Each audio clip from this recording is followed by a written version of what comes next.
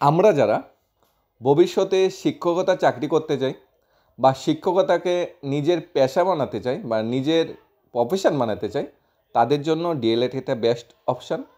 B Ed করে যেখানে শুধুমাত্র টেট 2 দেওয়া যায়, ডিএলএড একমাত্র অপশান যেটা করলে টেট 1 টেট 2 দুইটাই দেওয়া যায়। সরকারিভাবে ডিএলএড করতে চাই, ত্রিপুরায় কোথায় কোথায় কলেজ আছে, কীভাবে অ্যাডমিশন নেব, মেরিট লিস্ট কীভাবে প্রিপেয়ার হবে, অ্যালটমেন্ট কীভাবে হবে, ফর্ম ফিল আপ কীভাবে করবো, অনেকগুলো কুইরি আছে আমাদের মাঝে, কীভাবে অনলাইন অ্যাপ্লাই করবো, অনেকগুলো কুইরি আছে। সমস্ত কুইরিগুলো উত্তর আজকে আমরা নিয়ে এসেছি। এবছর যারা উচ্চ মাধ্যমিক পাস করেছো তোমাদের জন্য বেস্ট একটা গুরুত্বপূর্ণ ভিডিও। তোমরা অনেকেই আমাদের কমেন্ট করেছো ডিএলএড অ্যাডমিশনের বিষয়ে, কারণ বর্তমান সময়ে ডিএলএডের চাহিদা অনেকটা বেশি, কারণ ডিএলএড করলে টেট 1 টেট 2 দুইটাই দেওয়া যায়। এটা একটা বিরাট বড় বেস্ট একটা অপশান। এখানে প্রথমত সিট কয়টা সেটা আমাদের জানতে হবে। এরপর অনলাইন অ্যাপ্লাই কীভাবে করবো, সবার তো 5টা কলেজ আছে, 5টা কলেজ তো ত্রিপুরার 5খানে আছে, কোনটা আমার বাড়ির কাছে সেটাতেই তো আমার চান্স পেতে হবে। তাহলে সেটাতে চান্স পাওয়ার জন্য আমাদের কী করতে হবে, মেরিট লিস্ট কীভাবে প্রিপেয়ার হয়। এখানে তো এন্ট্রান্স এক্সাম হয় না, তাহলে মাধ্যমিক 12-এর মার্কস নিয়ে কীভাবে মেরিট লিস্ট প্রিপেয়ার হয়। তারপর কলেজে যে আমি চান্স পাবো, আমার যে চয়েস দেবো, আমি চয়েসটা কীভাবে দেবো, কারণ আমি ফার্স্ট চয়েস দিলাম চান্স পেলাম না, আমার সেকেন্ড চয়েসে তো চান্স পেতে পারি। সব কিছু বিস্তারিত এ থাকবে এই ভিডিওতে। এরপর ইউআর এসসি এসটি যে কাট অফ, কত বছরের কাট অফ কত গিয়েছিল, এবার কাট অফ কত যেতে পারে, মানে মাধ্যমিক 12-এ কত পার্সেন্ট মার্কস পেলে তোমরা ডিএলএডের সুযোগ পাবে, সেটাও আমরা আসছি। এরপর আসছে অনেকে কলেজে অ্যাডমিশন নিয়ে নিচ্ছ, কলেজ অ্যাডমিশন নিলে ডিএলএড অ্যাডমিশন নিতে পারবে না? হ্যাঁ নিতে পারবে। অনেকের কাছে ইনফরমেশন থাকে যে ডিএলএড আর কলেজ একসাথে করা যাবে না, আমরা বলবো হ্যাঁ করা যায়। সমস্ত কিছু থাকছে হ্যাঁ ডিএলএড এবং কলেজ একসাথে করা যায়, এটা চিরন্তন সত্য। এর ইনফরমেশনটা আমরা আজকের ভিডিওতে নিয়ে আসছি। সবচেয়ে প্রথম ডিএলএডে ত্রিপুরা যে সিট আছে, ডাইরেক্ট আগরতলায় সিট আছে 200খানা, কাকরাবনে 180খানা, কমলপুরে 50, কৈলাসহরে 50 এবং কুমারঘাটে 50খানা সিট আছে, টোটাল 530খানা সিট আছে। ডিএলএড এর নোটিফিকেশনটা গত বছর এসেছিল জুন মাসের 8 তারিখ, এই বছর নোটিফিকেশন আসার সম্ভাবনা মে মাসের লাস্ট উইক, সম্ভবত মে মাসের লাস্ট উইক। যদি নাও আসে জুন মাসে ফার্স্ট উইক তো নোটিফিকেশন আসবেই। নোটিফিকেশন উল্লেখ থাকবে 50% মার্কস যদি ইউআর ক্যাটাগরিতে পাওয়া হয় তাহলে এডমিশন নিতে পারবে, ফর্ম ফিল আপ করতে হবে। এসসি এসটি ক্যাটাগরিতে যদি 45% মার্কস হয় তাহলে এডমিশন বা ফর্ম ফিল আপ তোমরা করতে পারবে। এসসি এসটি ইউআর অনুযায়ী সিট ক্যাটাগরি সিট আলাদা আলাদা করে ভাগ করে দেওয়া আছে। অফিসিয়াল ওয়েবসাইট হলো scrt.online.tripura.in। এখানে অনলাইন ফর্ম ফিল আপ করতে তোমাদের 200 লাগবে ক্যান্ডিডেট ইউআর ক্যাটাগরিতে, আর এসসি এসটি ক্যাটাগরিতে লাগবে 150 টাকা, সেটা আলাদা বিষয়। এখানে অনলাইন ফর্ম ফিল আপ করার সময় তোমার কিছু জিনিস আছে যেগুলো জানতে হবে। এরপর আমরা আসছি অনলাইন ফর্ম ফিল আপের পর বাকি জিনিসটা আসছি, যেরকম তোমাদের name, email ID, phone number, date of birth, password ready করতে হবে। তারপর এই ইমেল আইডি পাসওয়ার্ডে লগ ইন করতে হবে। প্রথমত তোমার রেজিস্ট্রেশন, তারপর প্রোফাইল বানালে সেখানে তোমার ফটো এবং সিগনেচার স্ক্যান করতে হবে, মার্কশিট স্ক্যান করতে হবে, তোমাদের 12-এর মার্কশিট কত পেয়েছো মার্কস সেটা তোমার স্ক্যান করতে হবে, মাধ্যমিকের মার্কশিট কত পেয়েছো সেটা তোমার স্ক্যান করতে হবে, ফাইনাল করতে হবে, তারপর সাবমিট করতে হবে। এটা হলো মানে টোটালি তোমরা কীভাবে অ্যাপ্লাই করবে।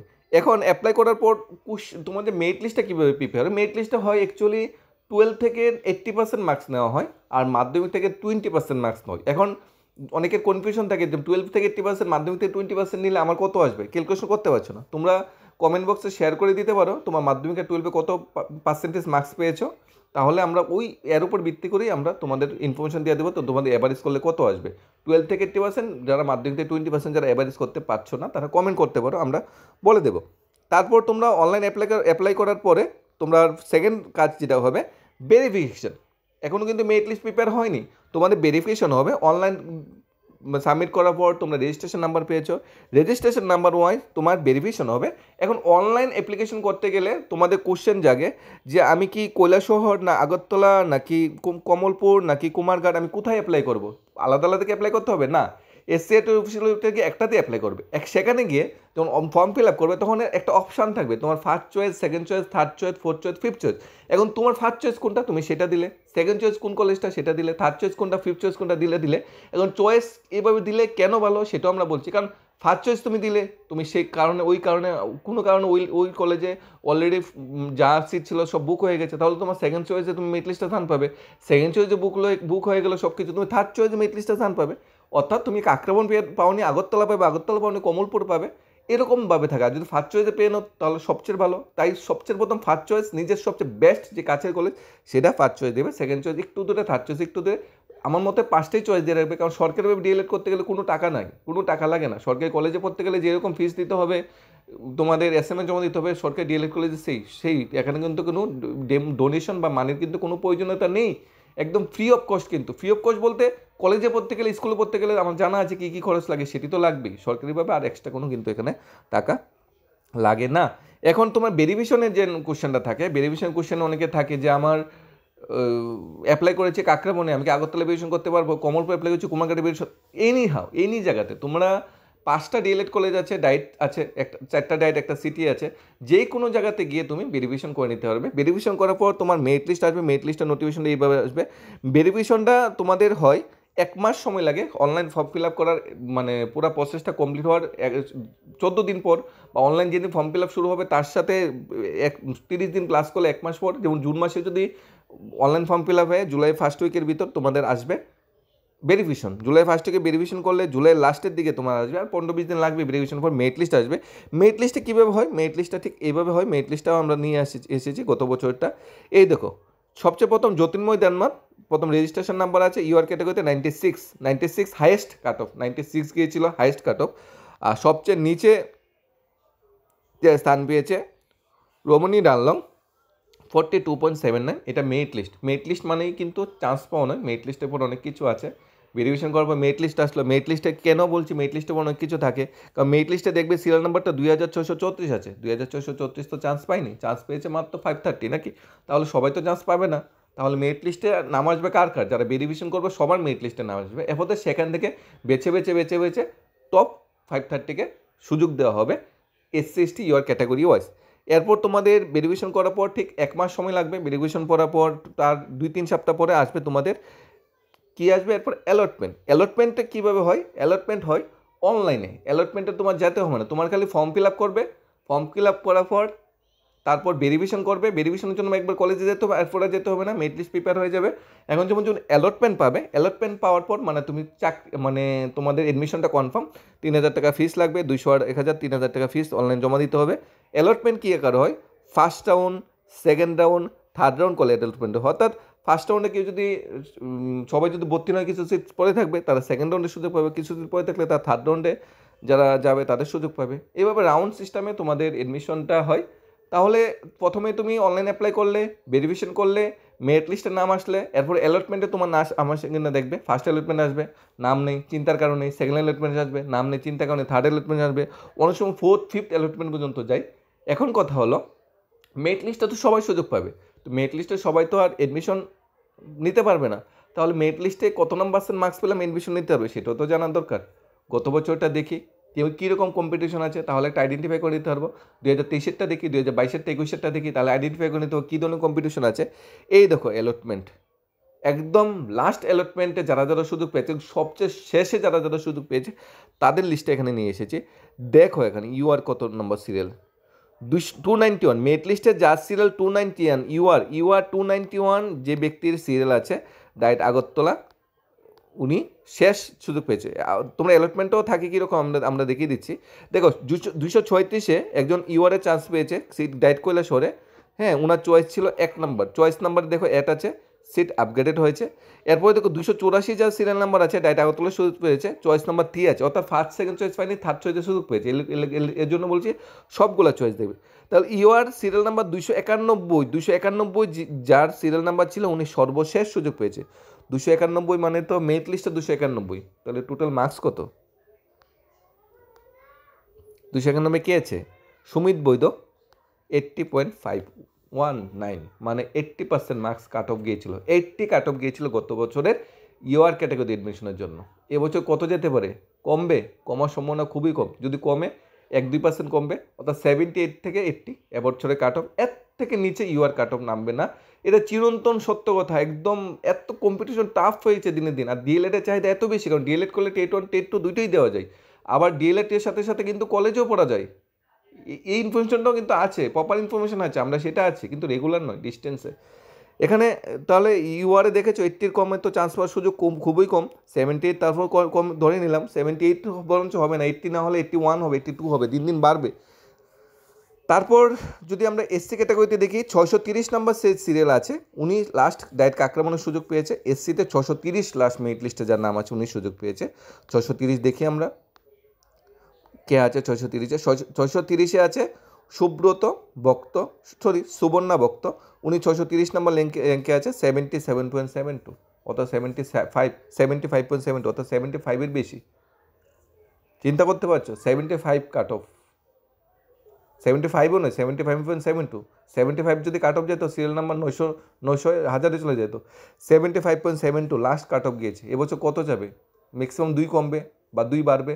2 প্লাস মাইনাস যদি 73 থেকে 75 তো কাট অফ এবার যাবেই। 73 থেকে 75-এর নিচে কাট অফ নামবে না এসসি ক্যাটাগরিতে। এটা একদম সর্বশেষ সবচেয়ে লোয়েস্ট কাট অফ, এর থেকে নিচে নামবে না।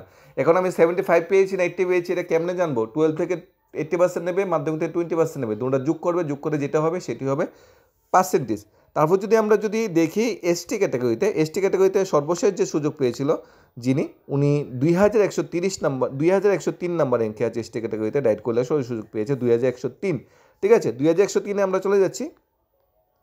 2103 এসে কাট অফটা দেখে নিচ্ছে। লাস্ট যিনি সুযোগ পেয়েছিল সেলিনার আঙ্কল, লাস্ট সুযোগ পেয়েছিল 2103-এ এসটি ক্যাটাগরিতে 58.82। কমলে কত কমবে? 1-2 কমবে 56।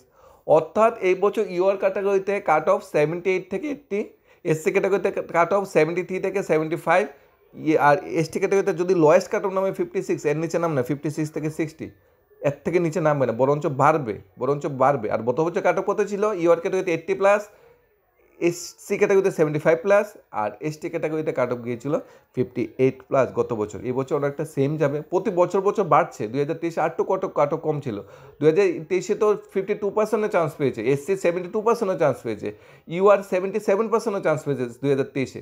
2022-এ আরও কম, 2022-এ 68-69 পেয়েও এসসি চান্স পেয়েছে, এসটি 51, আর ইউআর ক্যাটাগরিতে 75 পেয়েও চান্স পেয়েছে। প্রতি বছর দিন দিন কম্পিটিশন বাড়ছে, কাট অফটা বাড়ছে। আর যারা ডিএলএডের চাহিদা কেন বেশি সেটাও আমরা আছি। ডিএলএডের চাহিদাটা কেন বেশি আমাদের কোশ্চেনটা সবারই জাগে। ডিএলএডের চাহিদাটা বেশি, তার রিজন হলো ডিএলএড করলে T20 দেওয়া যায়। এখন কোশ্চেন জাগে কীভাবে? তুমি 12 পাস করেছো, ডিএলএড করো, তাহলে T20 দিতে পারবে। তুমি পাশাপাশি গ্র্যাজুয়েশনটা করে নাও, তাহলে তোমার গ্র্যাজুয়েশনও থাকলো, 12 থাকলো, তুমি T20 দুইটা দিতে পারবে। T1 তো ডিএলএড যারা আছে তারাই দিতে পারবে, বিএড তো T1 দিতে পারবে না। এখন ডিএলএড করলে T2 কীভাবে দিতে পারবে? গ্র্যাজুয়েশন যদি তোমার থাকে, সাথে ডিএলএড থাকে, T2 দিতে পারবে। গ্র্যাজুয়েশনে কোনো পার্সেন্টেজ মার্কসের দরকার নেই। বিএড যেমন 50% মার্কস পেতে হবে T2 দিতে গেলে, ডিএলএড চাকরি প্রার্থীদের কেমন কোনো বাধ্যকতা নেই। ডিএলএড পাস করলে সাথে গ্র্যাজুয়েশন থাকলে T2 দেওয়া যাবে। আরেকটা কোশ্চেন যেটা আমরা প্রথম বলেছি, কলেজ ও ডিএলএড কি একসাথে করা যায়? উত্তরটা হবে হ্যাঁ। ইউজিসি মানে গাইডলাইন্স অনুযায়ী দুইটা কোর্স তোমরা একসাথে করতে পারবে, তবে একটা ডিস্টেন্স হতে হবে, একটা রেগুলার হতে হবে। ডিএলএড বিএড এগুলো প্রফেশনাল কোর্স, এগুলো ডিস্টেন্সে হয় না। ইগনোতে হয়, কিন্তু টার্মস অ্যান্ড কন্ডিশন কিন্তু অনেকটা ক্রিটিক্যাল, তোমরা সুযোগ পাবেই না, কারণ এক্সপিরিয়েন্স প্রয়োজন হয়। তুমি ইগনোতে বিএড করতে যাবে, টিচিংয়ের এক্সপিরিয়েন্স লাগবে, তা তো সম্ভব না। আমি চাকরির জন্য ডিএলএড করব, আগের থেকেই চাকরির এক্সপিরিয়েন্স কোথা থেকে এনে দেবো? তাই ডিস্টেন্সে বাদ দিলাম, প্রফেশনাল কোর্স রেগুলার করতে হবে। তাই ডিএলএড বা বিএড যেটাই করো সেটা রেগুলার মোডেই করতে হবে, সেটা ডিস্টেন্স মোডে কোনো সময় সম্ভব না, সেটা তোমার রেগুলার মোডেই করতে হবে। ডিএলএড বা বিএড যেটাই করো, তাহলে ডিএলএডটা তুমি রেগুলার মোডে করলে, এবং বিএ বা বিএসসি বা বিকমটা কীভাবে করবে? ডিস্টেন্স মোডে করতে পারো। কোথায় থেকে করতে পারো? ইগনু থেকে তোমাদের সুযোগ করে দিয়েছে IGNOU, Indira Gandhi national open university. Tripura প্রত্যেকটা ডিস্ট্রিক্টে ব্রাঞ্চ আছে, উদয়পুর কলেজে আছে, তারপর বেলুনিয়া কলেজে আছে, আগরতলা এমবিবি কলেজে আছে, ত্রিপুরা ইউনিভার্সিটি ব্রাঞ্চ আছে, ওমেন্স কলেজে ব্রাঞ্চ আছে, হলিস্কোর্স কলেজে ব্রাঞ্চ আছে, উনকোটি কলেজে ব্রাঞ্চ আছে, ফটিকটুই কলেজে ব্রাঞ্চ আছে, ধর্মনগর কলেজে ব্রাঞ্চ আছে, কৈলাসহর কলেজ। ত্রিপুরা প্রত্যেকটা ম্যাক্সিমাম প্রত্যেকটা ডিস্ট্রিক্টের কিছু না কিছু কলেজ আছে যেখানে ইগনু স্টাডি সেন্টার আছে। ইগনু একটা সরকারি বিদ্যালয়, সরকারি মহাবিদ্যালয়। ইগনু থেকে যে সার্টিফিকেটটা অল ওয়ার্ল্ডে বা অল ত্রিপুরা অল ইন্ডিয়াতে সেটা ভ্যালিড, এবং সরকারি হওয়াতে এর সার্টিফিকেটের দাম অনেকটা বেশি। আর ডিস্টেন্সে করা যায়, স্যাটারডে সানডে ক্লাস করে করা যায়, স্যাটারডে না করলেও চলে, শুধু সানডেতে ক্লাস করে করা যায়। এবং দুইটা সার্টিফিকেট একসাথে তোমার ভ্যালিড কেন? কারণ তুমি ডিএলএড করলে সপ্তাহে 5 দিন 6 দিন কলেজে গিয়ে ডিএলএড করলে, আর গ্র্যাজুয়েশন করলে সপ্তাহে 1 দিন 2 দিন কলেজে গিয়ে, তো দুইটা একসাথে তো কোনো সমস্যা নেই, তাই একসাথে করা যায়। এই ছিল যাবতীয় ইনফরমেশন। তোমরা ডিএলএড যারা মানে করতে চাও, শিক্ষকতা চাকরি আসতে চাও, তোমাদের জন্য মোস্ট ওয়েলকাম। কারণ শিক্ষক সমাজে মেরুদণ্ড, আর শিক্ষকতা চাকরি যত ট্যালেন্টেড ছেলেমেয়েরা দিন দিন আসবে, তত এর জনপ্রিয়তা অনেকটা বেড়ে যাবে। তাই এবছরের যে টেট 1 পরীক্ষা যেটা হয়েছে সেখানে কিন্তু ডিএলএড চাকরিপ্রার্থীরা সবাই পরীক্ষা দিতে পারছে, কারণ 9,000 ভ্যাকেন্সি, 9,000 পোস্ট মানে অ্যাপ্লাই করেছে, আর টেট 2-তে 35,000। তাই টেট 1-এ কম্পিটিশনটা এখনও কম, এখনও 9,000, সামনের বছর 10,000 12,000 হবে। টেট 1-এ কম্পিটিশন অনেকটা কম। তাহলে ডিএলএড করে টেট 1-এ চাকরিটা পাওয়াটা অনেকটা ইজি তুলনামূলক টেট 2-র চাকরি পাওয়াটা। তাই ডিএলএড এর জনপ্রিয়তা অনেকটা বেশি। 12 পাস করেই করা যায়, আর সরকারিভাবেও করা যায়। তাই তোমরা এডমিশনের জন্য যারা ওয়েট করছো, তোমরা এডমিশন এই মাসের শেষে বা জুন মাসের প্রথমে এসে যাচ্ছে। আমরা প্রপার ইনফরমেশন, প্রপার তোমাদের নোটিফিকেশন নিয়ে আসবো তোমাদের জন্য। তোমাদের কুইরি ডাউট ছিল তোমরা কী করবে, তোমরা যদি কলেজ এডমিশনের মধ্যে শুরু হয়ে যায় এডমিশন নিয়ে নিতে পারো, পরে যখন ডিএলএডে চান্স পাবে কলেজটা ছেড়ে দেবে, তোমরা ডিস্টেন্সে ইগনু ইউনিভার্সিটি ভর্তি হয়ে যেতে পারবে, সমস্যা নেই। কিংবা তোমরা ডিএলএডটাই ভালোভাবে করো, পরে কলেজ করতে পারবে, কোনো সমস্যা বা কোনো কিন্তু তোমাদের ডাউট থাকবে না, এবং তোমার নিয়ারেস্ট ডিস্ট্রিক্টে নিয়ারেস্ট প্লেসে তোমরা ডিএলএড করে দিতে পারবে। এই ছিল সব ইনফরমেশান। তারপর যদি কোনো কোয়েরি বা ডাউট থাকে অবশ্যই জানাবে। তোমাদের ভবিষ্যতের জন্য মানে থাকবে একটা অভিনন্দন। আশা করি তোমাদের ভবিষ্যৎটা আরও সুন্দর হবে, উজ্জ্বল হবে। ধন্যবাদ। Studies of Tripura YouTube channel.